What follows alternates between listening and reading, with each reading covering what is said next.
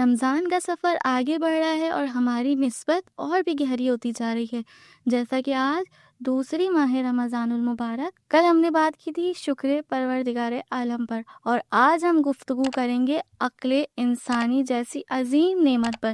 تو ساری کی ساری تعریفیں اس پروردگار عالم کے لیے ہے کہ جس نے انسان کو اشرف المخلوقات جیسی نعمت عطا کر کے اس دنیا میں بھیجا ہے، خدا کو پہچاننے کے لیے اور اس کی شریعت کو ماننے کے لیے اور اسے جاننے کے لیے عقل جیسی نعمت بہت ضروری ہے، کیونکہ پروردگار عالم خود ارشاد فرما رہا ہے کن تو خنزن مخفیہ، میں ایک چھپا ہوا خزانہ تھا، میں نے چاہا کہ میں پہچانا جاؤں تو میں نے محمد وعلى محمد کو تخلیق فرمایا، محمد وعلى محمد کو خلق فرمایا۔ خود چھٹے امام ارشاد فرماتے ہوئے نظر آتے ہیں ما قسم اللہ شیئا بین العباد افضل من العقل، کہ پروردگار عالم نے انسان کو سب سے بڑی نعمت عقل عطا فرمائی ہے۔ خواجہ عبداللہ انصاری ارشاد فرماتے ہوئے نظر آتے ہیں کہ پروردگارا، جسے تو نے عقل عطا کر دی اسے تو نے کیا عطا نہیں کیا، اور جسے تو نے عقل جیسی نعمت ہی عطا نہیں کی پھر اسے تو نے کیا عطا فرمایا۔ انسان کا بڑا گہرا تعلق ہے عقل کے ساتھ۔ انسان کا سب سے بڑا دشمن اس کا وہم ہوتا ہے، جو اس کی عقل پر حاوی آ جاتا ہے، جو انسان کے اندر ڈر کو پیدا کرتا ہے۔ کبھی کسی چیز کے چلے جانے کا ڈر، کبھی کسی چیز کے نہ آنے کا ڈر، تمام تر نقصانات لا کر ہمارے سامنے کھڑا کر دیتا ہے۔ اگر ہمارا اپنا کوئی اس دنیا سے چلا جائے، ہم جانتے ہیں کہ مردہ نقصان نہیں پہنچاتا اور یہ جو گیا ہے یہ ہمارا اپنا ہے، لیکن اگر کوئی ہم سے یہ کہہ دے کہ ایک رات سے پھر اس مردے کے ساتھ گزارو، تو کیا ہم میں سے کوئی گزار پائے گا؟ ہرگز نہیں۔ جانتے ہیں یہ مردہ ہے، یہ کوئی نقصان نہیں پہنچائے گا، لیکن ہمارے ذہنوں پر وہم کی اتنی حکومت ہے کہ ہماری عقل کام کرنا بند کر دیتی ہے۔ اسی طرح سے غالباً 1998 میں لمس یونیورسٹی جامشورو میں ایک واقعہ پیش آیا۔ واقعہ کچھ اس طرح کا ہے کہ کچھ نوجوان لڑکے ڈاکٹر بن رہے تھے، پوسٹ مارٹم کیا کرتے تھے۔ ایک روز ان کے استاد نے ان سے کہا کہ جو کوئی بھی سامنے سرد خانے میں جا کر تمام مردوں کے منہ میں ایک ایک لڈو رکھ کر آ جائے، ہم اسے 500 روپے انعام میں دیں گے۔ اب اس زمانے میں 500 روپے بھی بہت بڑی رقم تھی۔ اب انسان بہادری بھی وہاں کرے جہاں کہ اسے یقین ہو کہ ہاں وہ لڑ پائے گا۔ اگر جناب امیر میدان احد میں جا رہے تھے تو انہیں یقین تھا کہ وہ لڑ پائیں گے۔ علی کے ذہن پر عقل کی حکومت تھی، باقی ذہنوں پر وہم کی حکومت تھی، اسی لیے تو میدان سے بھاگ کر واپس آ گئے تھے۔ اگر عقل کی حکومت ہوتی تو جناب امیر کی طرح ڈٹ کر مقابلہ کرتے۔ اب ان تمام اسٹوڈنٹس میں ایک لڑکا تھا، ڈرتا بھی تھا اور لالچی بھی تھا۔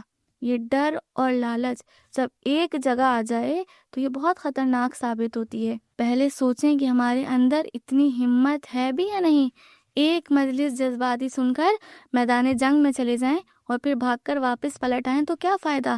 پہلے خود کو اتنا مضبوط بنائیں کہ ہمیں یقین ہو جائے کہ اگر یہ وہم ہمارے ذہنوں پر حملہ کرے گا تو ہماری عقل اس سے ضائع نہیں جائے گی۔ تقویٰ کا سب سے بڑا فائدہ یہ ہے کہ متقی انسان کا اپنے ذہن پہ پورا کنٹرول ہوتا ہے۔ جہاں لقمہ حرام آیا، لقمہ حرام کو فوراً پھینک دیا، جہاں حرام پر نگاہ پڑی نگاہوں کو جھکا لیا، فجر کی نماز کے لیے وقت پر اٹھا۔ ماہ رمضان المبارک تقویٰ کا مہینہ ہے۔ اگر ہم جناب امیر کی اطاعت میں آنا چاہتے ہیں تو پہلے اپنے جسم کو اپنی اطاعت میں لانا ہوگا۔ اگر میرا بدن، میرا جسم میری نہیں سنتا تو یہ علی کی کیا سنے گا؟ تو ان میں سے بس ایک لڑکا ڈرتا بھی تھا اور لالچی بھی تھا۔ اس نے سوچا کہ میں جا کر تمام مردوں کے منہ میں ایک ایک لڈو ڈال کر آ جاتا ہوں، انعام ملے گا۔ اب وہ لوگ بھی 500 روپے مفت میں تو دینے والے نہیں تھے۔ انہوں نے کیا کیا؟ تمام مردوں کے بیچ میں ایک زندہ سلا دیا۔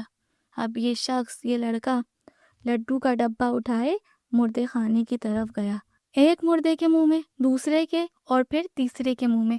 لیکن جیسے ہی اس نے زندہ کے منہ میں لڈو ڈالا، مردوں کو کیا پتا کہ لڈو کا ذائقہ کیا ہوتا ہے، لیکن زندہ کو تو معلوم ہے، زندہ تو جانتا ہے کہ کیا ذائقہ ہوتا ہے اللہ کی نعمتوں کا۔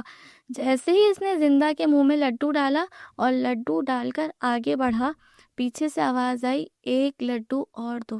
اگر اس کے ذہن پر عقل کی حکومت ہوتی، فوراً اس کے دماغ میں میسج یہ جاتا کہ یہ مردہ نہیں ہے، مردے کبھی بول نہیں سکتے، لیکن اس کے ذہن پر ڈر کی حکومت تھی، اس کے ذہن پر وہم کی حکومت تھی کہ مردہ بول اٹھا۔ اس بیچارے کو وہیں پہ اٹیک ہوا اور یہ مر گیا۔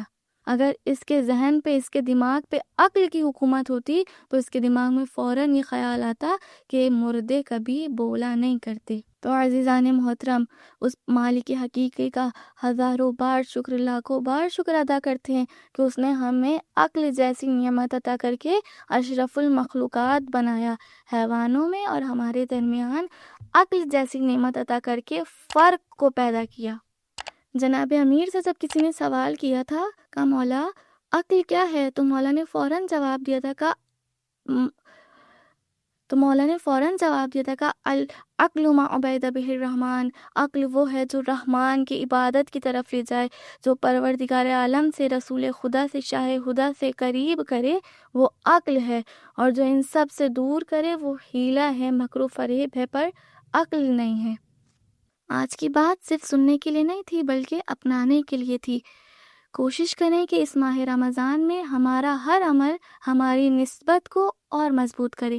کل پھر ملیں گے بہشت ٹی وی پر، تب تک کے لیے اللہ حافظ۔